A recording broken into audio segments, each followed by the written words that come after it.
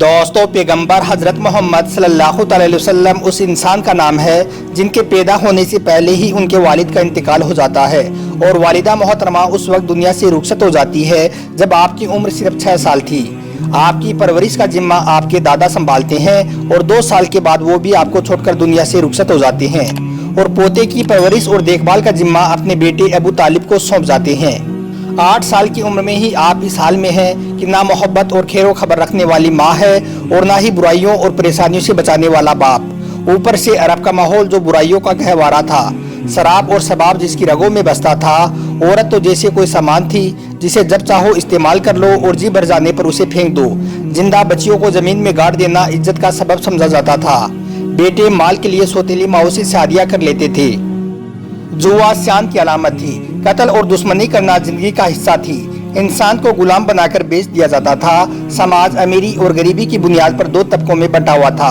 غلام مرد اور عورت کی کوئی عزت نہیں تھی اور مالک کی غلامی کرنا ان کا دھرم تھا۔ ایک اللہ کو ماننے کے ساتھ ساتھ چھوٹے چھوٹے خداؤں کو ماننے کے تصور نے ان کو ایسا گمراہ کیا تھا کہ انہوں نے ہر دن کا ایک نیا بت بنا لیا تھا اور 360 بت کعبہ شریف کے اندر پوجنے کے لیے رکھے تھے۔ دوستو ایسے حالات میں حضرت محمد صلی اللہ علیہ وسلم کو صرف ایک چاچا کا سہارا ہے جو ان کو بہت چاہتے ہیں۔ برائی، تنہائی اور صحیح غلط کی تعلیم نہ ہونے کے باوجود بھی اللہ کے نبی اس حال میں اپنی زندگی کے 40 برس گزارتے ہیں کہ لوگ ان کا نام صادق یعنی کہ سچ بولنے والا اور امین یعنی کہ ایماندار آدمی جو امانت میں خیانت نہیں کرتا ہے وہ رکھ دیتے ہیں۔ سماج میں اتنی برائی ہونے کے باوجود بھی کوئی بھی برائی اللہ کے نبی حضرت محمد صلی اللہ علیہ وسلم کو چھو نہیں پاتی ہے۔ اس انداز میں حضرت محمد اپنی سوچ اور سمجھ سے اچھائی اور برائی کا فرق کر کے خود کو برائیوں سے دور رکھتے ہیں۔ حضرت محمد صلی اللہ علیہ وسلم کی صداقت کی قسمیں کھائی جاتی ہیں۔ ان کو لوگ اپنی مال دولت کی حفاظت کا ذمہ سونپتے ہیں۔ اگر کسی میں کوئی لڑائی جھگڑا ہو جاتا ہے تو حضرت محمد کو فیصلے کے لیے بلایا جاتا ہے اور ان کی بات پر فیصلہ ہو جاتا ہے۔ لیکن اللہ کے نبی حضرت محمد صلی اللہ علیہ وسلم کا دل اندر ہی اندر پریشان رہتا ہے کہ آخر کس طرح سے اس برائی میں ڈوبے ہوئے سماج کو اچھائی کی راہ پر لایا جائے، کس طرح سے ان کو بندوں اور بتوں کی غلامی سے نکال کر اللہ کا غلام بنایا جائے۔ دوستو اسی غور اور فکر میں حضرت محمد صلی اللہ علیہ وسلم اکثر شہر سے دور ایک غار ہرا نام کی پہاڑی پر ایک گفا میں بیٹھ جایا کرتے تھے۔ ایک دن اللہ کے ایک فرشتے جن کا نام حضرت جبرائیل علیہ السلام ہوتا ہے، جس کا کام اللہ کے سندیش کو یعنی کہ اللہ کے پیغام کو نبیوں تک پہنچانا ہوتا ہے، انہوں نے پیغمبر حضرت محمد صلی اللہ علیہ وسلم کے پاس آ کر کہا، پڑھو اپنے رب کے نام کے ساتھ جس نے پیدا کیا انسان کو جمے ہوئے خون کے ایک لوتھڑے سے۔ پڑھو حال یہ ہے کہ تمہارا رب بڑا ہی ادار ہے جس نے قلم کے ذریعے سے تمہیں تعلیم دی ہے۔ انسان کو وہ سب کچھ گیان دیا جس کو وہ نہیں جانتا تھا۔ اس کا حوالہ ہے قرآن الحقیق 1 اور 5۔ دوستو اس پیغام کو پا کر اللہ کے نبی حضرت محمد صلی اللہ علیہ وسلم بہت گھبرا گئے اور سیدھے اپنے گھر آئے اور گھر آ کر اپنی بیوی حضرت خدیجہ سے کہا کہ مجھے چادر اڑا دو۔ دوستو اس کے بعد اللہ کا وہ فرشتہ حضرت جبرائیل علیہ السلام پھر سے حضرت محمد کے پاس آتا ہے اور کہتا ہے کہ اے محمد آپ نبی ہیں یعنی کہ آپ ایشور کے سندیش واہک ہیں اور میں اللہ کا فرشتہ جبرائیل ہوں۔ اس کے بعد وہ فرشتہ پھر آیا اور آپ کو یہ پیغام دیا، اے اوڑھنے اور لپیٹنے والے اٹھو اور لوگوں کو ساودھان کرنے میں لگ جاؤ اور اپنے رب کی بڑائی کرو، اپنے دامن کو پاک رکھو اور گندگی سے دور رہو، اپنی کوششوں کو ادھک سمجھ کر اس کو کرم میں بھنگ نہ کرو اور اپنے رب کے لیے دھیریے سے کام لو۔ اس کا حوالہ ہے قرآن مدثر آیت نمبر 1 اور 7۔ دوستو اس کے بعد پیغمبر حضرت محمد صلی اللہ علیہ وسلم لوگوں کو اس بات کا پیغام دینے لگے کہ ایشور ایک ہے اور میں اس دوت ہوں یعنی کہ میں نبی ہوں۔ انسان کو اپنے کاموں کا جواب ایک دن یعنی کہ فیصلے کے دن اللہ تعالیٰ کو دینا ہے۔